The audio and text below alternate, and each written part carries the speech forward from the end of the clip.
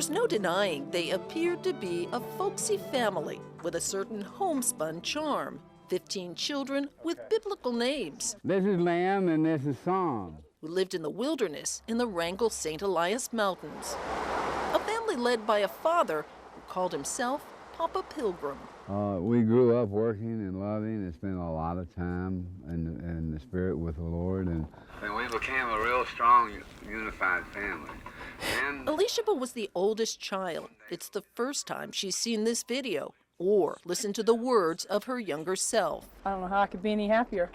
I really ain't looking for anything. Nearly 20 years later, she has this to say. Behind the scenes, it was not good, and it was hell on earth. Elishaba's new book, Out of the Wilderness, chronicles years of extreme physical and mental abuse she says Papa Pilgrim inflicted on their family. Control that started at a young age, when he ordered his children to throw away their toys. Tears came to my eyes. Do we really have to do this, Daddy?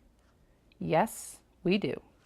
His stern answer told me that his mind was made up. She says her father justified his actions with his own interpretation of the scripture, and no one could go against him, even when he decided his daughter should become his wife. There was 10 years of him raping me every day, like constant sexual abuse, day and night. I wasn't even allowed to fall asleep unless I was sexually taking care of his needs. Elishaba was torn between wanting her father's love and wishing herself dead. She learned to keep her mouth shut. No, I feared my life every day.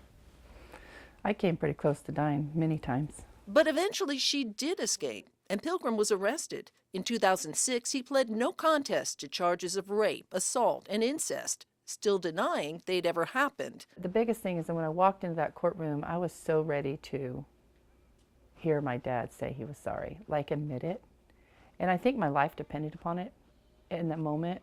He never did. Pilgrim died in jail 2 years later. Where's Esther? And Elishaba got on with her life. Is she the best sister in the world? She's married now with 2 children and a husband she loves. She's written a book she hopes will let others know they don't suffer alone. Didi, come. And she's finally able to feel forgiveness 7 years after her father died. It was powerful, kneeling on that grave and saying, I forgive you, Papa. Her heart, she says, feels so much lighter now that she's let her secrets go. Lauren Maxwell, Alaska's News Source.